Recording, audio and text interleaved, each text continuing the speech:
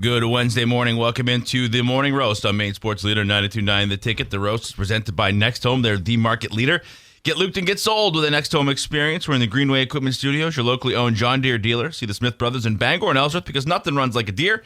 Bangor Window Shade and Drapery, offering custom blinds, shades, drapes, outdoor awnings. Bangor Window Shade, 105 Main Street in Bangor. Brian Sullivan, Tyler Krusz, Marqus Cesar here on this Wednesday morning. Tyler, how are you? Doing well. The Little League dimensions giveth and the Little League dimensions taketh. Yeah, that's Red Sox having a little trouble getting the offense going out there in Sacramento. They lose last night. Marcus, how are you? Not great. I felt really good about the Meade trade. You know, sucks to see early go away, like you said. Thanks for the memories. But now he's out, potentially the rest of the year, especially the way all of the other injuries have gone this year. Like, this is probably it. It looks like the James Paxton deal from last year where he kind of threw a game for us and then was like, oh, yeah, not going to pitch for the rest of the year. This is really bad luck. It is bad luck, yeah. You finally grow a pair and overpay. You know, like we've been asking Craig Breslow to like stop trying to win a deal, just go get someone you like, identify someone you like. If you got to overpay for him, you overpay for him. Did I wish we overpaid for like a Bobby Witt type of player rather than a guy who was DFA'd at the beginning of the year? Sure, but the numbers wise, it looked like a great fit, and now you're kind of just SOL. It's tough. Do you really think that he's not coming back? I mean, if it's a broken wrist, I'm still working towards my MD, but I mean, it's obviously possible, but it's probably going to be right near the end of the season as we're moving into playoffs, if we make it into the playoffs. It'd be crazy if his broken wrist heals before whatever is going on with Roman Anthony's finger. Yeah, right. That's a good point. Really bad luck in the offense, scuffling in Sacramento. For all the fun times that the 15-game win streak provided, last couple nights have been a bit of a reminder of what the offense can be, right? Yeah. You know, they need certain things to go on. They need it to go good early, and they need to get guys on base and be able to manufacture runs, and then that also goes along with really good starting pitching, which Jake Bennett was pretty good last night. You know? And he's been great. The starting pitching's been great, but let's not let the 15-game win streak let us forget of who this team was for all the other games this season besides those 15. And that was a team where the offense really wasn't going to bail you out a lot if pitching was anything other than perfect. And this series kind of looks a little bit like that. I mean, granted, you win last night if you're playing at other ballparks, but you lose the night before if you're playing at other ballparks because, that Ceddanne Rafaela Grand Slam wasn't really a Grand Slam. And it's interesting to see the offense struggle like this in a ballpark like this against a team like this after the teams that they beat and the teams that they hit against during that win streak. I do take a little solace in seeing just how feisty they are. You can tell that there is a belief in the team just in the fact that they put a charge on at the end. That's a team that some of that goodwill that was built up over that 15-game win streak still exists within these guys. And I think that won't go away because I do think that you can't be that kind of good for that stretch of time and not have it. And you see it yesterday. I mean, they put a charge on in the end of that one. And Siegler's blast that we played for you at the very end just came up short. And then they score a couple runs in the 8th and the 9th to cut into that lead, but just not enough as they lose 4-3. So feisty, but feisty still an L. Yeah. Feisty, but just, close but no cigar. And that's kind of what they were for a lot of the season was like, all right, well, they'll keep it close. It'll be the 4-3, the 2-1s, and maybe you'll have a big swing at the end that goes somewhere. But yeah, just not enough to really put a rally together last night against the A's pitching for most of the game and for most of the game on Monday night too. We'll see what happens with the trade deadline coming up in less than a week if there is another move in the offing. All right, we'll do a quick check of the headlines and the highlights. A lot of stuff going on. The roast brought to you in part by your local family-owned McDonald's on Main Street and Union Street in Bangor. Wilson Street in Brewer. Get an extra value meal with extra value when you use your Mickey D app in July. Get a classic quarter pounder with cheese or filet of fish extra value meal for only $8 when you use your Mickey D's app. And start your morning at Goslin's Bakery, 334 Harlow Street in Bangor. Grab a breakfast sandwich on an English muffin or croissant, plus legendary donuts, pastries as well, made since 1945. Marcus, let's do it. All right, speaking of the newly acquired Curtis Meade, he's been diagnosed with a left wrist fracture and is going to meet with a hand specialist today. Here's what he had to say about going on the IL. Where is he from? Australia. Yeah, there it is. Okay.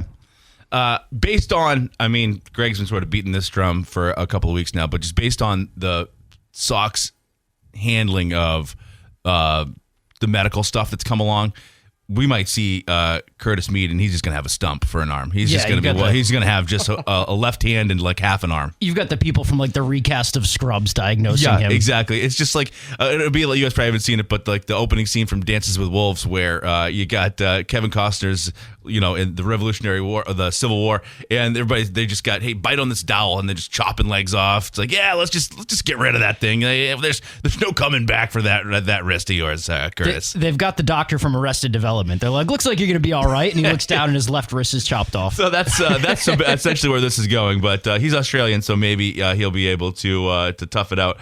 Give me number 5 here.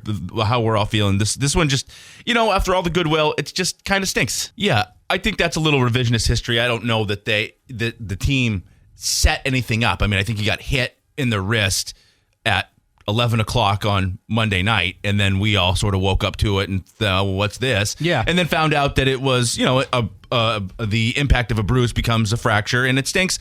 And, I think that everybody, there was maybe some people who felt you could have gotten more for Connolly early, but this just sort of allows you to really quickly retake that take. Like, I didn't like this from the start. Be like, okay, well. It does kind of let you crap on the trade. It gives you an open avenue for it. It's interesting because it is a good fit. I wish you could have got more for Connolly early, but it is a good fit. You looked at the numbers. I mean, he was, second on the team in every major offensive category. It would have been great. I do think you could have got more for him, but now you need to buckle up and go buy again. I mean, obviously you have the intention to buy.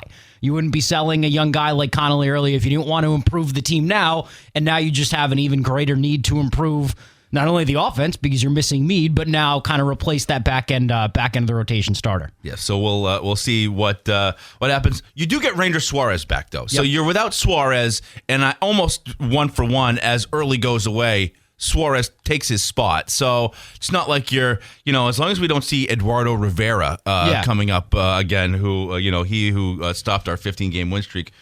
I wasn't here for that. How deflating was that? That was awful. That first inning. Don't you just sort of, oh my God. I like, Eduardo Rivera might have to Venmo me like $50 for me to ever forgive him for that. It was like so fun. And then just quickly he comes out and you're like, oh, yeah, I just don't, now I'm not interested anymore. I'm just going to dislike you probably from here on out.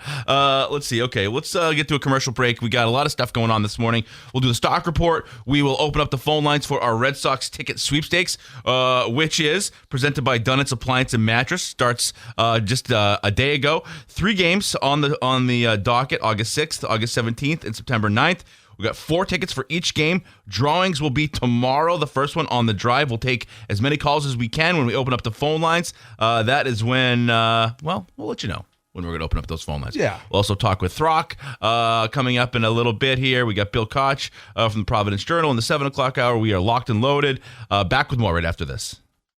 Uno Pizzeria and Grill, they want you to know that every late night they got deals in the bar or lounge from 9 p.m. to close. $6 apps, $5 cheeseburgers, $5 Indy cheese or pepperoni deep dish, 725 Stillwater Avenue in Bangor. And UMaine Athletics, this fall it's time to pack stands at Alphon Stadium. Cheer on Maine football. Season tickets on sale now.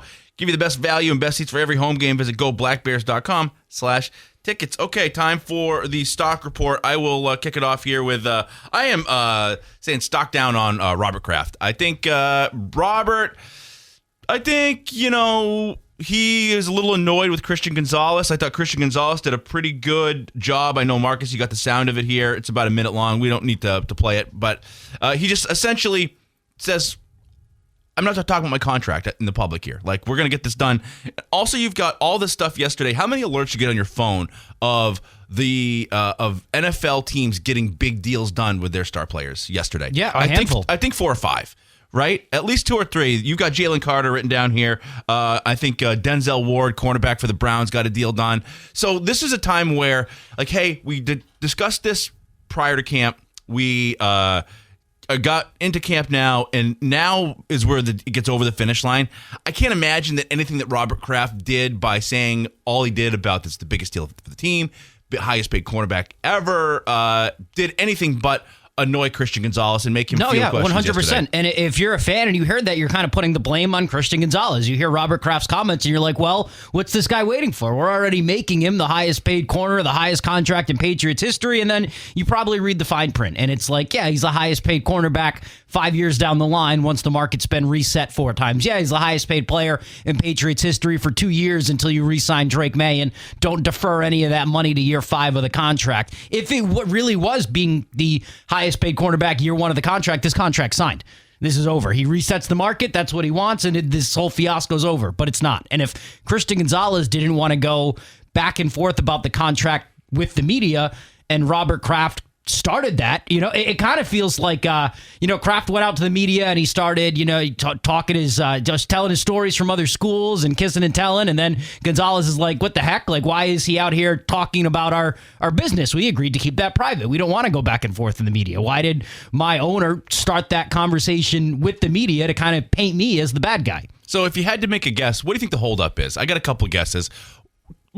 A couple might go to Christian Gonzalez's end of it is that, I think that there's tiers of like money in the NFL. Quarterback number 1, and then pass rusher number 2, and then wide receiver corners right there at number 3.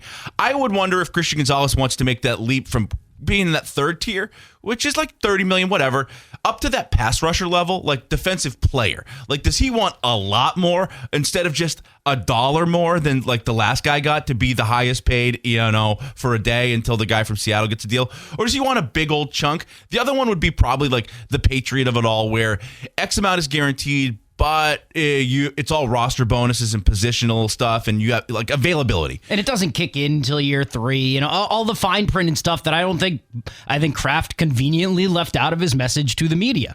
And I think that Gonzalez, he wants to reset the market at cornerback. I don't think he wants to make Micah Parsons money right now on his first contract extension.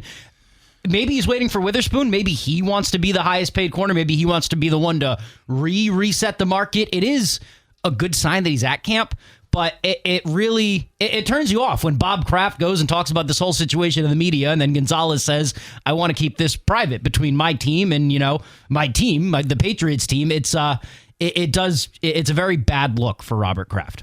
Okay, I want to keep going here.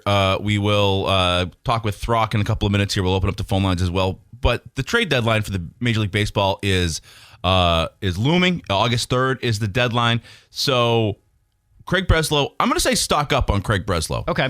Are you emboldening Craig Breslow, or are you allowing an emboldened Craig Breslow to make the next move before the deadline? Stock up, stock down. Where are you on another move for this Boston Red Sox team before the August 3rd deadline? I kind of think he has to. I mean, do you mean, are we giving Craig Breslow the keys? Are we letting someone else make the moves, or are we done making moves? What are you asking? Well, I think we're letting Craig Breslow do what he thinks is best. I think Craig Breslow is going nowhere. I think this win streak has proven his vision. I think that, at least for the rest of the year, and I think beyond. I think he's not going. So? Yeah, but I also wonder if there's baseball played next year. Yeah, but that's true. a conversation for another day. But I think Craig Breslow's going nowhere for those reasons and more. I don't think you want to go into an offseason of uncertainty. I think Chad Tracy, stock up on Chad Tracy. I think he's staying around for a little while longer, for a couple years at least. And I think Breslow's here for the foreseeable future.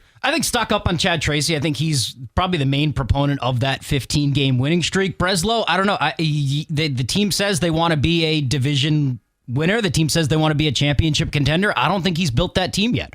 I think this is a team that, if they hold on to the second wild card spot, they can make that first weekend of the playoffs once again. He's got to buy. He's the GM of the team, and you've got to improve this team at the deadline. So I am, emboldening Craig Breslow to make the next move. But if they don't make the playoffs this year, I am not totally against saying bring in a new GM and let him hire a manager. There's 3 or 4. I'd say there's 3 frontline shortstops potentially available out there. I think it starts with Bobby Witt Jr., guy for the Royals. I think the next one would be Lindor from the Mets. And then I think it's Neto from the Angels, who's probably the most acquirable. Yeah, because the Astros are out on selling Pena, and right? Jeremy Pena. Okay, yeah. You could throw that one in too. But I think maybe Pena would slot in at number 2 ahead of Lindor. He's not having a great year. But I think that it would take just about every bullet you got in the chamber to get some of those guys. And you kind of wasted a bullet on Curtis Mead, too. There you Not go. wasted a bullet. Like, he fits the team. I get the move, but I do think that it was an overpay.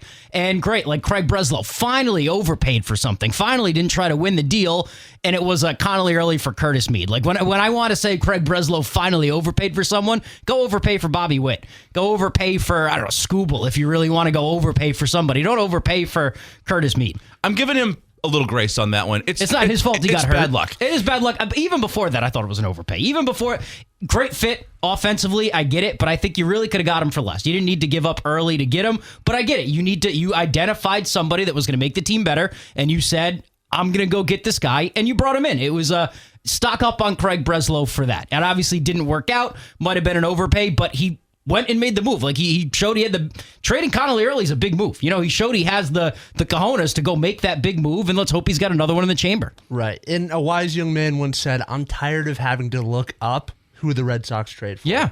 I don't want to Google him. Give me someone I know. Give me a star. I did have to Google Curtis Mead. Yeah. Give me someone that, in contention for the video game cover. 17 home runs, 50 RBIs. I mean, he was a good fit. Yeah. And Breslow said over the weekend, I was less worried about winning the trade. I was more worried about making the major league team better. And he did that, and it's just bad luck that the guy broke his wrist on the second at-bat. And I'm finally happy he has that mindset, because it does feel like for the past 3 years he's been trying to win trades, getting hung up on by guys because he undervalues their guys and overvalues our Jarren Durans, and finally not trying to win the deal. Finally trying to make a deal that is going to better the team. Guy just got hurt. Was it the best deal he could have made? Probably not. It was an overpay. Fine. You identified someone that was going to help the team, and you went and you brought him in. Keeping I hope he has another one in the chamber. Like, he's obviously got the cojones. He's obviously got the stones to make the big move, to trade the prospects. Go get us another one. Go do it again. I also think this is not your grandma's trade deadline. I think that this is not the trade deadline that we used to watch on Baseball Tonight in the 90s and 2000s, whatever. You got 7 or 8 teams that are willing to put the for sale sign up. So it's just more teams are in it, less teams are selling. The market to buy, I think, is less available. And I just think, the guy they got was a decent fit this season. He had been given the opportunity to hit, and he'd done just that. So I chalk it up to bad luck, and I wonder what else is coming. Okay, Bangor Mall Cinemas is Greater Bangor's favorite hometown theater, has been for over 40 years. Bangor Mall Cinemas features luxury recliners and upgraded food menu. Find showtimes and reserve your seat at yourneighborhoodtheater.com. They got the new Spider-Man movie coming this weekend. Everybody says it's going to be a massive hit. Okay, and also, let's open up the phone lines. Let's get some people signed up for some Red Sox tickets. The giveaway for games August 6th, August 17th, and September 9th. 992-9029. 992-9029. Call it up. Marcus will get you lined up. So if he puts you on hold, it just means you are in. We'll get your information. Back with more after this. All right, welcome back. We already got some people lined up as we go through here. The phone lines will open back up, so continue to try as we begin with Jim from Cherryfield. Jim, how are you? I'm good, guys. How are you this morning? I'm doing good. Okay, you want to see another move for this Sox team, or you think we should stand pat and go with the guys we got? Oh, no. We need to get a shortstop to replace Trevor Story. He's got one more year left right after this. He's been injured. Let's get rid of him. Jim, if you get 4 tickets to the Red Sox, who's going with you? Who are the 3 invitees? Oh, I got to take my wife and my son, and I'll take my best friend from Ellsworth. Okay, best friend from Tyler? We got 3 guys right here, Jim. Yeah, Tyler's been running for the treasurer of Ellsworth for a little bit here. So I can't do math. Well, actually, we could have a great sports story all the way down. Yeah, let's go, all 4 of us. Okay, there you go. All right, Jim goes to the top of the bucket. Jim, thank you so much for listening. You have a great Wednesday. We're just writing Jim down for every single name exactly. now. And then we just text Jim like, when are we leaving? Who's this? All right, who we got next here, Marcus? We got David from Dover Foxcroft. Dave, how are you? David, you there? All right. Okay, let's keep going. All right. We have Jamie from Winterport. Jamie from Winterport. That does mean our phone lines are opened up. Jamie, how are you? Marcus broke the phones. Oh, God. Yeah, you do have 2 flashing lights there. I know. I got to pick one up. Okay, so go ahead. You work that out. So we do. If I gave you 4 tickets to the Sox, who gets to go with you? Oh, that's tough because I only have. I'd probably take my girlfriend, and then I'd probably pick 2 friends up here. That's the tough part. You got a couple of definites. Like if I get 4 tickets to the Sox game, You have a family of I got four. a family Yeah. of 4. But, if you're just out there, like, Jim from Cherryfield, I'm taking my best friend from Ellsworth, maybe there's like 3 guys out there thinking like, well. Oh, who's that? Is that me? Is Yeah. that me? 'Cause he didn't say his name. So it's intriguing. All right, Marcus, we good to get somebody else on here? I got the one finger up from Marcus. But it was The phone line's broke again. When the engineers did something, it's not Marcus's fault. Everything just stopped working at once. Okay, so all right, we continue to go through. Marcus, who we got here? We have Jason from Old Town. Jason, how are you? Good. How's it going? Good. You want to see the Sox make another move? Oh, absolutely. Depth starter, shortstop. Okay. If I give you 4 tickets to the Sox, who you taking with you? My wife, and I'm going to have to fight it out for which kids get to come. Okay, you got how many kids you got? 6, bro. Oh, It's a little Hunger Games. You got to go. yeah. How does that? I mean, is that a fight for it? Like, what are the ages? They're old. So 22, 21, 19, 18, 17, 16. Okay, so 17 and 16-year-olds got stuff going on. They got their own busy lives. All of them do, but the 16-year-old might be the one that wants to go the most. So Okay. We'll see how it goes. All right, good luck. We appreciate that. All right, let's keep going here. Marcus, who we got next? We have Roger from Glenburn. Roger, how are you? Good. How you guys doing? Good. You know who goes with you if I give you 4 tickets to the Sox? Who's coming with you? Probably my wife and 2 boys. Okay, easy choices. See, that's real easy right there. Okay, Sox needed to make another move. Definitely a couple, I would say. Couple, yeah, that's kind of to a person. We need a shortstop, right? Everyone said at least make one move. Yeah. Like everyone said at least get a shortstop. We've had a couple of depth starters. I just wonder if they make no moves, how many people are still going to be, satisfied and convince themselves they still got a shot. I think I'm in that camp. I would like to see another move, but if it You doesn't, think towing the line's fine at the deadline for this team? I think good enough. Yeah. Okay. All right. I don't want to. I'm a little hesitant to overpay. I just saw. So okay. Roger, you have a great day. Marcus, we got one more. All right. Who we got next? We have David from Dover Foxcroft. He is back. He's back with a vengeance. David, how are you? Good. How are you? Good. If I give you 4 tickets to the Sox, who are you taking with you?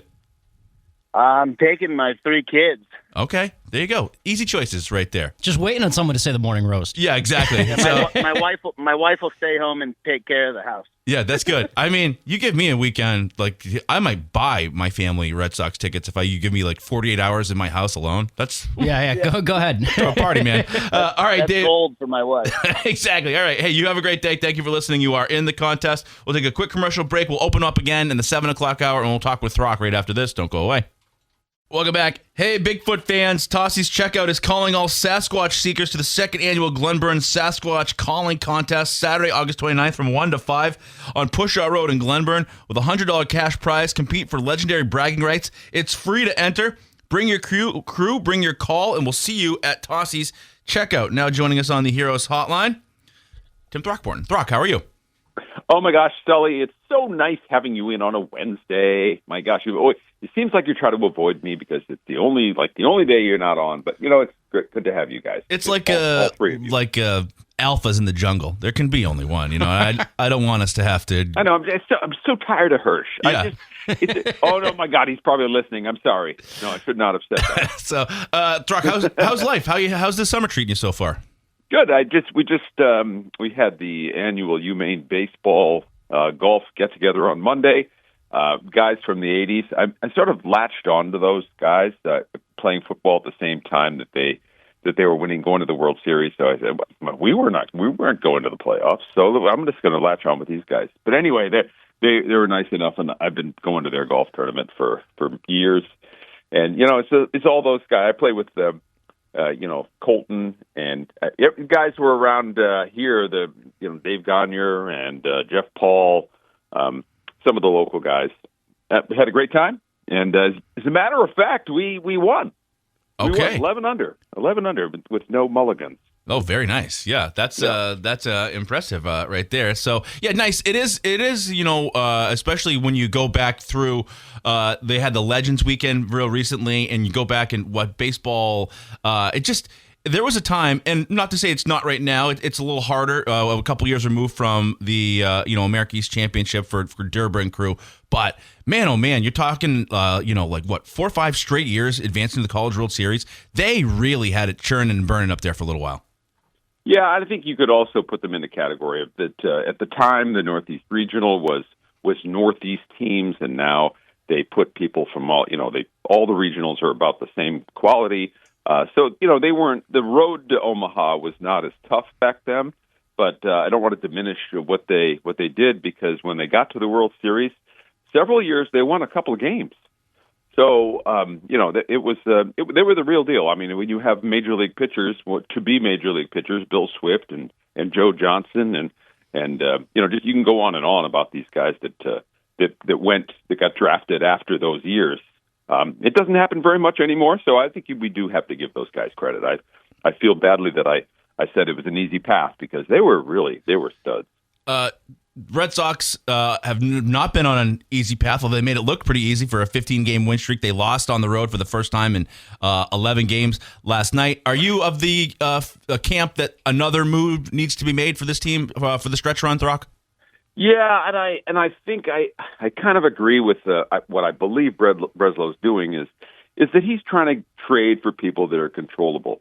I think the mistake is that you get the rental for the 2-month rental, and nothing comes of that, and then you got to try to re-sign that guy. And if you're gonna go out and sign a guy, which I think that they need to have they've got the money, and they can sign somebody in the off season and go out and get somebody that's a real stud and have them for a long term. But the rental thing, I don't agree with. Now they're trying to get a controllable player in Meade that statistically, I mean, there's not a lot to go on, but statistically, I think that he was going to be blossoming.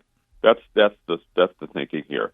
And Connerly Early was about to expire physically this year. I mean, basically, if you're thinking about how many innings the guy has left, I don't know how much of a help he was going to be down the stretch for you anyway, especially because they got overloaded with left-handed pitchers, and they have more starters than they need right now. And he was going to be the guy that was going to have the dying arm at the end of the season. That's what I thought. That's what I think that they said to themselves. Tim, I want to double back on your rental comment. So, if the Red Sox went and did something like they did in 2021 with Kyle Schwarber, and that piece helped propel them to an ALCS run and made October a lot of fun, would you come back next year and if they don't re-sign him and say, wow, I really kind of regret that rental trade? Because I don't really regret the Kyle Schwarber trade. I couldn't even tell you who we sent out to rent him for that half season a couple years ago, but I wouldn't mind something like that to give this team a little bit of extra legs through the playoffs. Well, now you're also, the revisionist history here that, yeah, that did work out great, but you can probably come up with some examples, which I can't right now.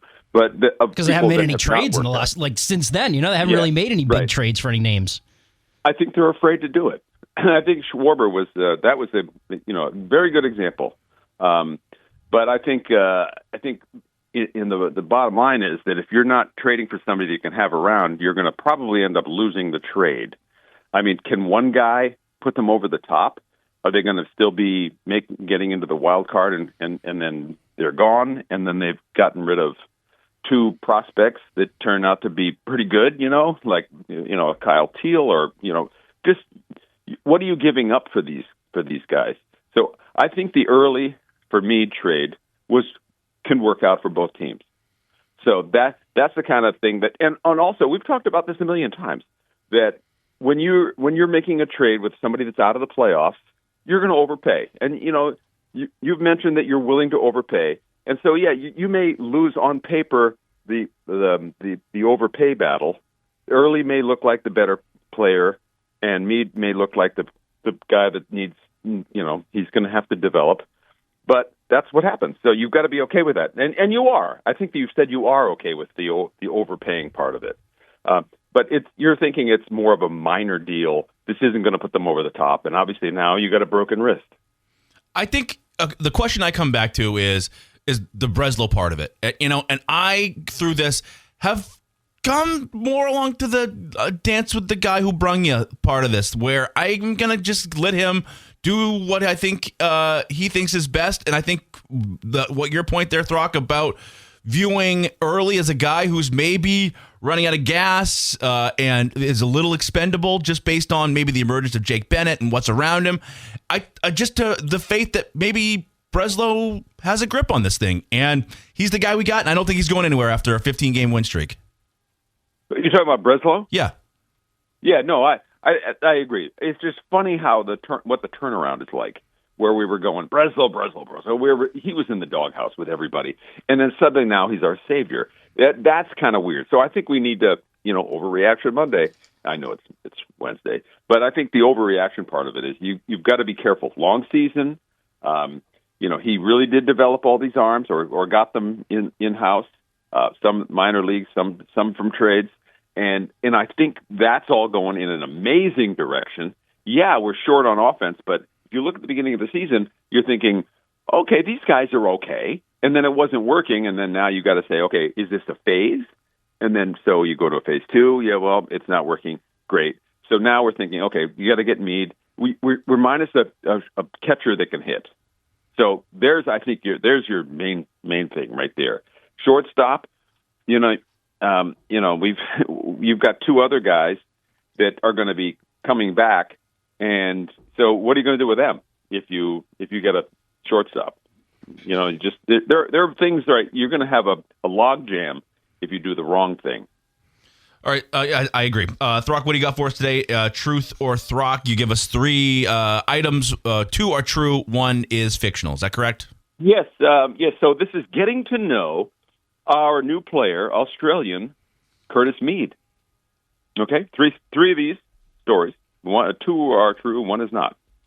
Number 1, when Curtis first got to the majors, his walk-up song was "Men at Work." I come from a land down under. Can't you hear that thunder? That was his walk-up song. Playing the Waterfront Tonight, by the way.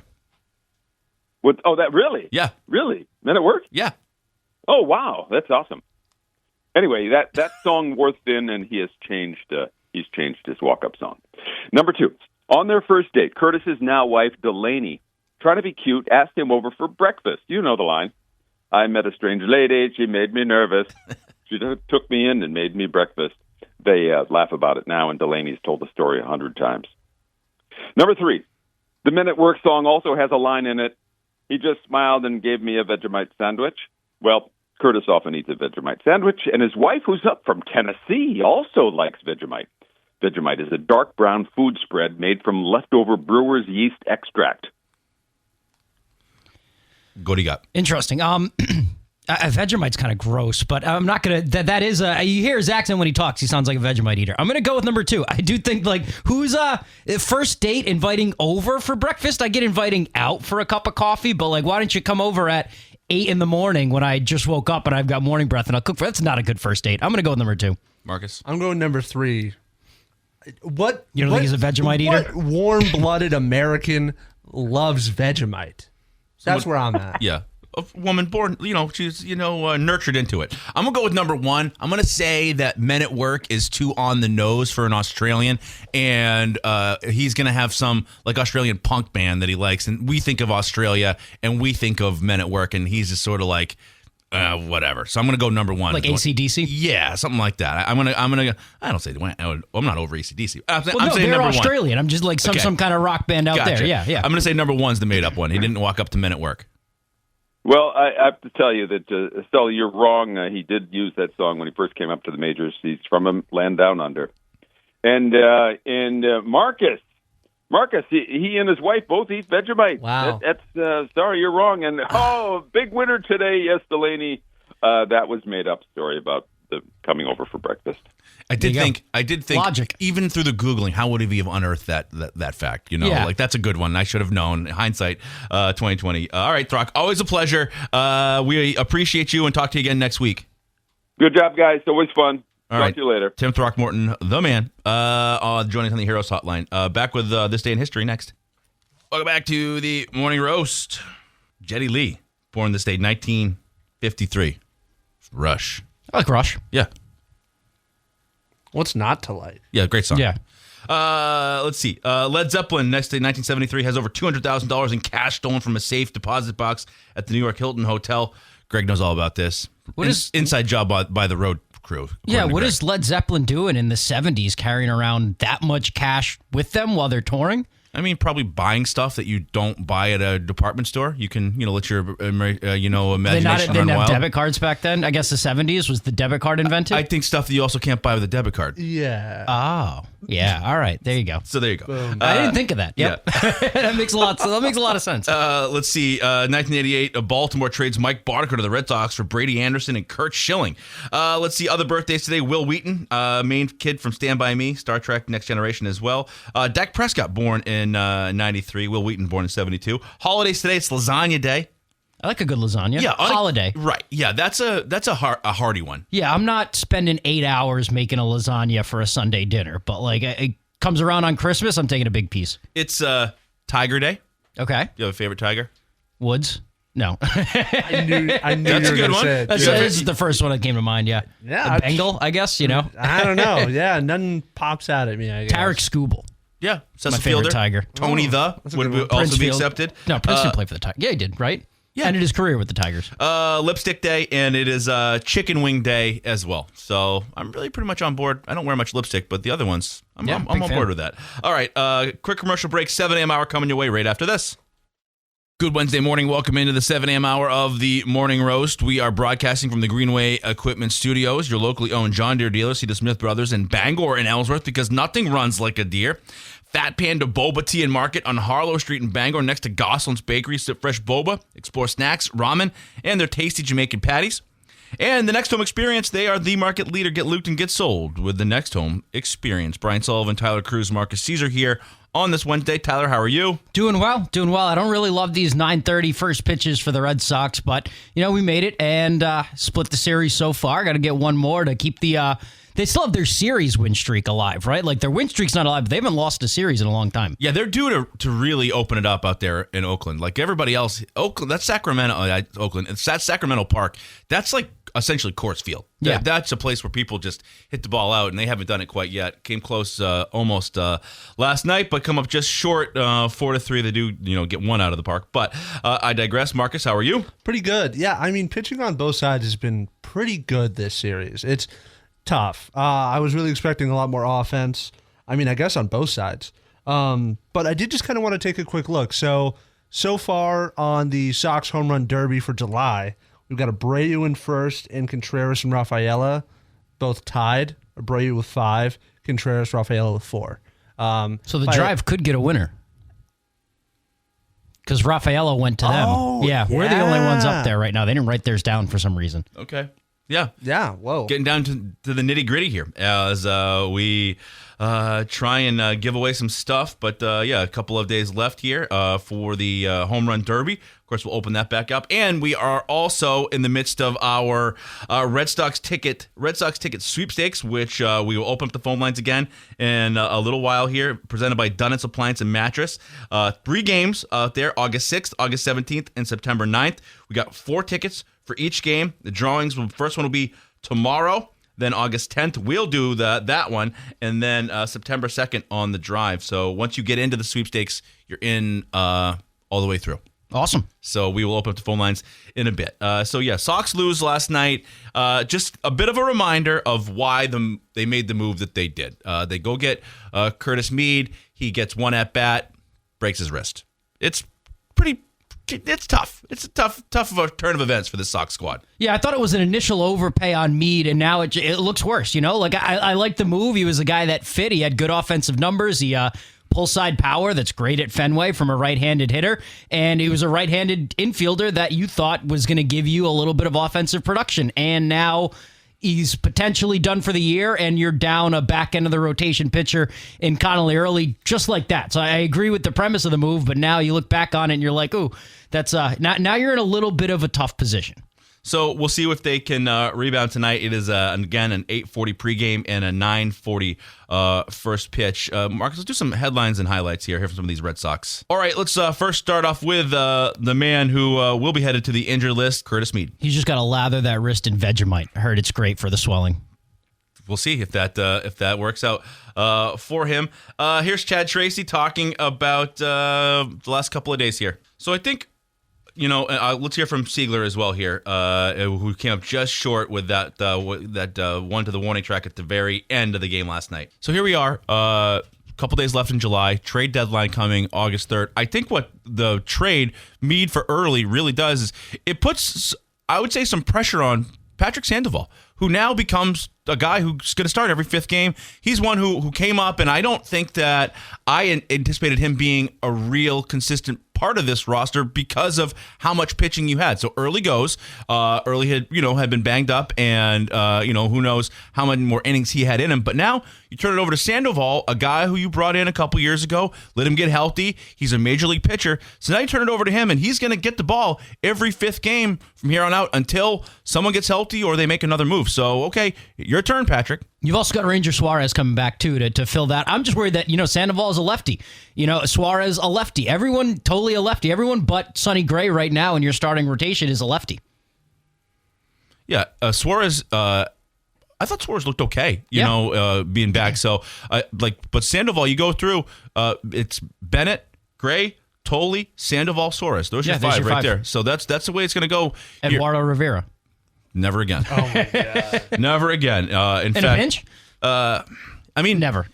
Bayo. Bayo. Yeah, Rivero can come in and pitch for one out, and then Bayo can come in. He just can't start the game. All right, we'll take a quick commercial break. We are going to go to the stock report. We'll open up the phone lines. We'll talk with Bill Koch from the Providence Journal as well. So we are loaded up here on this Wednesday morning. Also want to tell you about Natural Lawn of America. If you want greener, healthier lawns without harsh chemicals, Natural Lawn of America can help. Organic-based care with Tick Ranger protection. Call 721-0600. Naturally healthier lawns. Also stuck on the side of the road, Union Street Towing has you covered 24/7 statewide from breakdowns to lockouts. Get you moving fast. 942-4200 driven to be there when you need them most. And Acadia Federal Credit Union's newest location is now open on Wilson Street in Brewer, serving Maine since 1963 with branches in Bangor, Brewer, and Aroostook County. Learn more at acadiafcu.org. Your local family-owned McDonald's on Main Street and Union Street in Bangor and Wilson Street in Brewer. I want you to know that for July, you can use your McDonald's app to have a great breakfast. Buy one, get one for $1 breakfast sandwiches only in the Mickey D's app. And Casella, good pay, good people, good life. Find your place at powerofhardwork.com. All right, time for the stock report. I will offer up stock up on Craig Breslow. I am going to say it would be hard to have been much lower. I don't think that the stock is, it's not Apple or anything like that, but I have seen Craig Breslow's vision play out before my eyes. And I think over the weekend, he made that move for Curtis Mead, and I think it's bad luck that the guy got hit on the wrist and broke his wrist. It's just bad luck. He slots in. He was going to bat second in your lineup. You go out and get him, and I'm going to choose to believe that they had figured Connolly Early had maybe done about as much as Connolly Early was going to do. I think they were a little scared with the elbow issues with Connolly Early, but I don't know. I'm reluctant to give a stock up to Craig Breslow. What did he do over that 15-game winning streak to make us change our minds about him? Or was it Chad Tracy and Anthony Siegler and those guys? And that wasn't Craig Breslow's vision. Craig Breslow's vision wasn't Peyton Tolley throwing. He threw 3 straight games on 4 days rest. That wasn't Breslow's vision. Breslow's vision wasn't Anthony Siegler leading off and Chen sparking you on defense and having a hot streak on offense. It's Chad Tracy. It's these guys. I'd stock up on those guys. I don't know if I've seen Craig Breslow's vision pan out. His vision was, run prevention, but then your offense got really hot for 15 games. Your pitching's been very good, and now you've cooled back down. And it was a little bit of an overpay with Curtis Mead. He was very hot in July. He's hitting 300-something in July, and it is bad luck that he got hurt on the first pitch, but he was DFA'd at the beginning of the year. He hitting a $190-something through June. He wasn't an all-star by any means. He's second on your team in most offensive categories because you failed to put together a good offensive team. I'm reluctant to give a stock up to Craig Breslow. They did save his job, that 15-game winning streak. I think if they don't go on that and they keep the lull going that had plagued March, April, May, and June, Breslow's probably out of a job by the deadline, or at least he's not the one running it and he's a lame duck. So, they've prolonged his job a little bit, but this is an organization that is you should contend for the American League East. You should contend for a World Series. You should be a book for the ALDS every single year. And I don't think this roster is. I don't think this roster was last year. And we were told to wait for these 2 years. Now we might not have baseball next year, so that's changing how things operate. But I'm reluctant to give Craig Breslow a gold star and a vote of confidence for the future of this franchise. Doesn't all that stuff that you're listing off, doesn't that happen? The Chad Tracy, the Anthony Siegler, doesn't that happen as a result of Craig Breslow getting rid of Alex Cora? Does Alex Cora put this team on a run like that? Does Anthony Siegler get the opportunities to play? The young guys get to play under Alex Cora? Doesn't him sort of doing what he did give way to Chad Tracy? Doesn't he get any credit for that? I'll give Chad Tracy credit. I look at it, started slow last year. Alex Cora had them on a 10-game winning streak. He had them playing with Nathaniel Lowe and a bunch of these guys, and they made the playoffs last year with the roster that looked like that. They didn't call up Anthony until June last year. They didn't call up Meyer until May. Bregman got hurt. They traded Devers, and they still were able to go on a run and go make the playoffs. So, I'll give Breslow credit for some of the pieces that he's brought in, but he's still, I think, whiffed on this roster heading into the season, and you paid the price of that for about 4.5 months. And now you went on a 15-game winning streak, and we're all ready to wash his feet. I'm not ready for it. I'm not ready to sign up for long-term Craig Breslow until 2030. I'm not. And if this team if he makes a couple more moves at the deadline and it is this push this team needs and they go on a run past the wild card round, then sure, I'll give him a little bit of a more of a grace period. But I think up until this point, he's been a C- at best. I know if ifs and buts were candies and nuts, we'd all have a Merry Christmas. But I think that if Curtis Mead goes 2 for 4 and hits a ball out of the ballpark in one of the last 2 games, it's a whole different story. It's just bad luck that the guy broke his wrist. And he goes 1 for 4 with a double. I don't think he's a world beater. He's not. He's a small piece to the puzzle that was a great addition. You look at the numbers, especially recently, great addition to the offense. You needed a little bit of support there, but it was A, an overpay, B, for a guy who was someone else's trash at the beginning of the year, and now he's hurt. I don't think you can say it's an overpay. I think it's a pretty fair 1-for-1. A guy hit 17 home runs and had 48 RBIs coming into the season. He immediately becomes essentially your second best offensive player. I think that to say it's an overpay is, you can have that opinion, but I don't think it's not like paying $100,000 for some shanty out in the middle of nowhere. You know what I mean? It's like, I think it's a 1-for-1. They needed pitching, you needed hitting. And it was, I think, a fair deal for a guy who I have to believe the Sox identified Conley early, maybe hitting his ceiling. And also, there's redundancy. There is pitching to sort of supplement what he would have provided you. Also, a guy whose elbow was hurt and is hurt right now. Yeah, the elbow situation does make, I think the Red Sox are ready to get off of that. I think that scared them a little bit. But you have a young, hard-throwing lefty who's got a pretty developed arsenal of pitches. I kind of hoped you would get a little bit more for it. If they're selling him low like that because he's got Tommy John coming 2 years down the road, fine. I can get behind that. But on the surface, I do think it was a little bit of an overpay for a guy that fit, though. Like, I'll give him credit for making the overpay. This is the first overpay he's made. Yeah, this is the first time we're getting somebody that isn't being paid by someone else or isn't from the bargain bin. Or, this is a guy that fit a need, and he went out and he overpaid for it. Like, I'm fine with that. It was a little bit of an overpay. Doesn't that deserve credit? Doesn't that to say, he said, I was less worried about winning the deal. I was worried about making the major league team better. Yeah, great. That should be the mindset of a general manager. Like, that should have been your mindset for the last 3 years. That shouldn't be breaking news. Craig Breslow is now trying to make the team better instead of trying to win deals. But he did it. He did it over the weekend. So I'm saying, like, okay, but like, finally, he did it. That's what a GM is supposed to do. I'm supposed to stop at a red light. You're not going to give me praise for doing it. Yes, I will. You did what you're supposed to do. I deserve a whole lot of praise. I've been doing it my whole life. Okay, but I mean, like, yeah, that's also to say that you're doing the old California stop every time before and just rolling right through it. Like, so if you're breaking the law and now you are obeying the law, well, okay, I commend you. Thank you for coming to the right side of things. I think Craig Breslow, what you said is true in the fact that, yes, there were moments, and you're also maybe, digging him for some of the lack of action from his predecessor, Chaim Bloom, who only wanted to, slam dunk the deal, didn't have the chutzpah or whatever you want to say to make the in-season deal, but he went and did it. So you can say, yeah, you should have been doing this the whole time. Okay, but he did it. He went out and got a guy to make the team better. It's just bad luck that the guy broke his wrist, and he was going to bat second. He did bat second in your lineup. He's immediately a right-handed bat that would have made the team better. And so what I really wanted to get to is, do we need to make something else happen? Yes. But maybe we can ask some other people about it in a couple seconds here. But I think you can be unhappy with what Craig Breslow has done, but the team pitched, played defense, and played just about average offensive baseball, and they got smoking hot. And I know that the beginning of the season was bad, but I think that I saw what Craig Breslow envisioned this team being on that win streak, which is pitching, defense, and decent offense. And that's what they got. You kind of had to play over your heads to have the average offense for a 15-game stretch. Siegler played over his head. Chen played over his head. You had platoon guys playing over their heads for a stretch. And now when water finds its level, you're back to being a below-average offense. Curtis Mead is slotted in to hit second on your team because you're a below-average offense. Jaron Duran is one of the bottom 5 worst hitters in the league, and he's still out there hitting 6th every day. So I don't want to, Curtis Mead's hitting second, great. Caleb Durbin was hitting cleanup at the beginning of the year. Okay.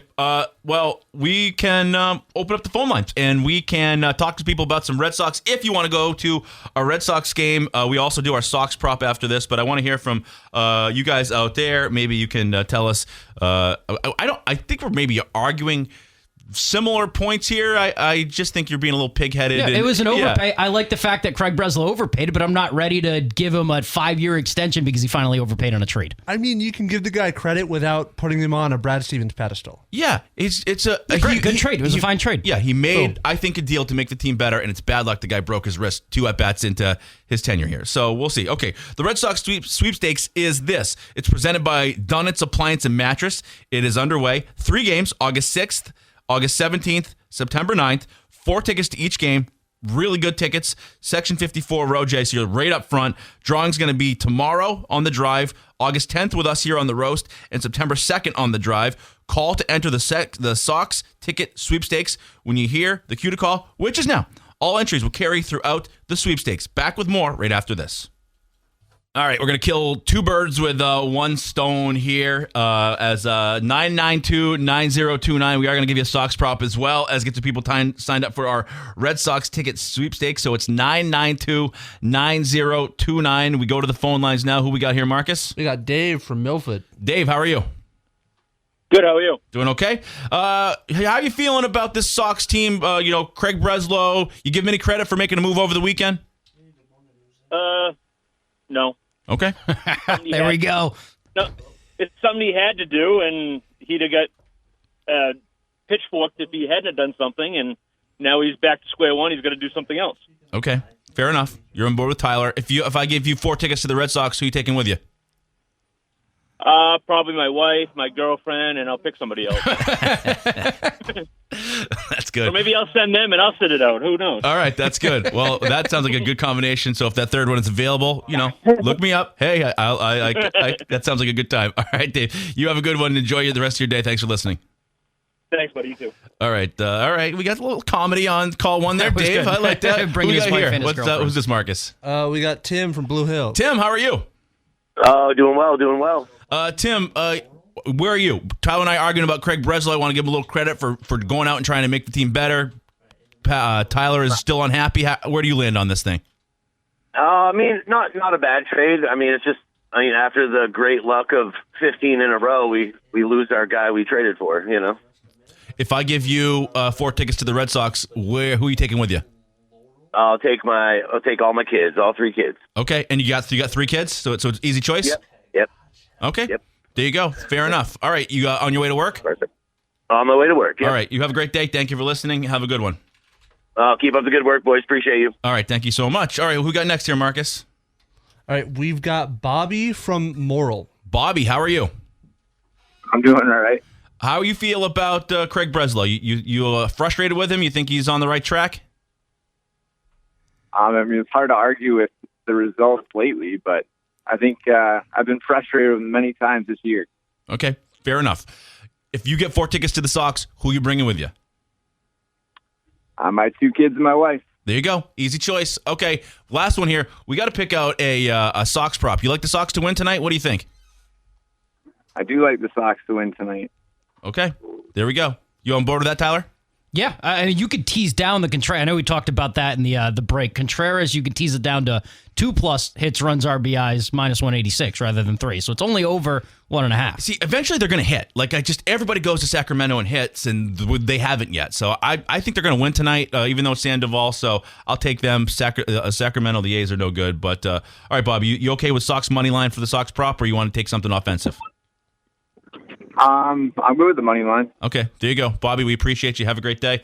Let's just do this one. Let's just open it up there, Marcus. All right, you're live here. Who we got on the Heroes Hotline? This is Ross from Stu Ben. From Stu Ben. Okay. Ross, how are you feeling about Craig Breslow? To be honest with you, I'm a Detroit Tigers fan, so the Red Sox kind of in the same boat. Tigers really thought they were going to do well this year. Kind of a hard twist. And now we're kind of back at there's hope, there's promise, but not really looking forward to it. You want him to move Scooble? Kind of. To be honest with you, I'd rather get out of it now rather than try and pay him a bunch of money. He's dominant left-handed pitcher, can't deny that, but I'd rather try and get something younger, maybe get some more pieces, and maybe look forward towards the future. You know he's ended up on the Dodgers. It's almost a foregone conclusion, right? He's going to get traded to L.A. It's going to break my heart, but yeah, of course. That's just what's going to happen. It's what happened as a Detroit fan, to be honest with you. All right. Hey, we appreciate you. You're hang on the line so Marcus can get your information, and we will hope to hear your name called when they start ripping him out of the bucket here real soon. All right. Thank you guys very much. All right. You have a great day. We're going to take a quick commercial break. So, Marcus, you get his information. I also want to tell you about Hero Sports Grill and Entertainment Center, official sports grill of the Roast in downtown Bangor. You can find them at herosportsgrill.com. And the Tim's Plumbing, mark your calendars for the Tim's Plumbing 100. It is at Ricky Craven Speedway on August 8th, Saturday night. Darling's Pro Stock Series, $4,000 to the winner. It's one of the biggest nights of the season. Bring the family out and experience the excitement with the Tim's Plumbing 100, Saturday, August 8th. Going to talk with Bill Koch from the Providence Journal right after this. Welcome back to the Morning Roast. Now joining us on the Heroes Hotline is Bill Koch from the Providence Journal. Bill, how are you? Morning, guys. How we doing? Doing very well, all things considered. Talking a lot of Red Sox this morning. Where do we find you on this fine Wednesday? At home, hoping it doesn't rain too hard, but not too optimistic about that. For the most part, just looking at sort of the end of summer here. It's coming up fast. Yeah, you got to embrace it. We still got July here, but really, when Pat's camp comes around, it's like, okay, football's here. Makes it all a little more palatable, but tough. Tough for the Red Sox. We were debating a lot here about the Craig Breslow, the GM of the Sox, and what he did over the weekend with Early for Meade. How'd you feel when you saw that trade come across your phone?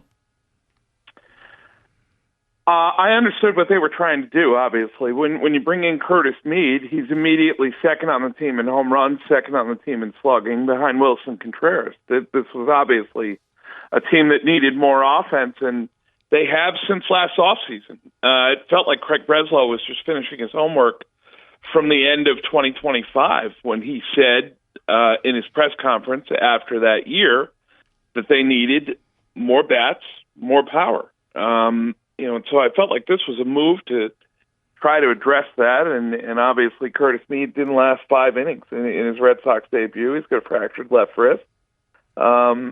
So I think Boston has to get back into the market at this point and continue to add. What are you willing to part ways with? Do you think Marcelo Meyer should be included in deals? Would you like to see him get another shot? We've debated this. I'd like to see Meyer. I'm hesitant to give up on Marcelo Meyer after hearing about how good he was going to be for so long. So for me, I'm a little bit different philosophically from anybody else. I think that anyone could be available in the right deal. I don't really declare anybody untouchable. If you were to say, just philosophically, you come to someone and say, oh, Franklin Arias, he's untouchable. Well, all right, you could get Bobby Witt Jr. if you include Franklin Arias. All right, now he's touchable. That's an extreme example, but, I don't declare anyone off limits. Now, Meyer at this point, is probably at the bottom of his value, and so the Red Sox are certainly aware of that. If he was going to be included in any deals, you're getting 40 cents on the dollar for including Meyer. You think about last offseason, one of the rumors out there was Meyer and Early for Ketel Marte. If the Red Sox offered the Diamondbacks that a week ago, the Diamondbacks would have laughed them off the phone. But that might have been a realistic package at the time in January or February. So, you'll see prices change, you'll see demand change. But ultimately, if the right player is out there in the right deal, I wouldn't make anybody off limits. Do you think a position should be the priority, whether it be shortstop, catcher? Would you like to see one over the other prioritized? Yeah, I mean, you could see their weak points. If you go to Baseball Reference, they have a really good comparative tool there called wins above average, and it basically compares your position to that same position of every other team. And the Red Sox are in the bottom half of the league at catcher, second base, shortstop, and left field. And so those are certainly areas where they could strengthen. The one thing about bringing in a catcher this late is that you're sort of learning the pitching staff on the fly. And I know that there's some discussion about younger guys like Langoliers before he went on the IL and Hunter Goodman from the Rockies. I think realistically, if you bring in a catcher, it has to be a veteran guy. It's going to be somebody who's worked with a lot of pitchers. You're going to hear about Jeff Hirsch from the Twins. He's certainly going to be on the market. But catcher, I think, is a little trickier position to address. I'd love to see them try to get a left fielder in here, because Sharon Duran isn't getting it done. And, I don't necessarily want to just platoon out there all the way to the finish.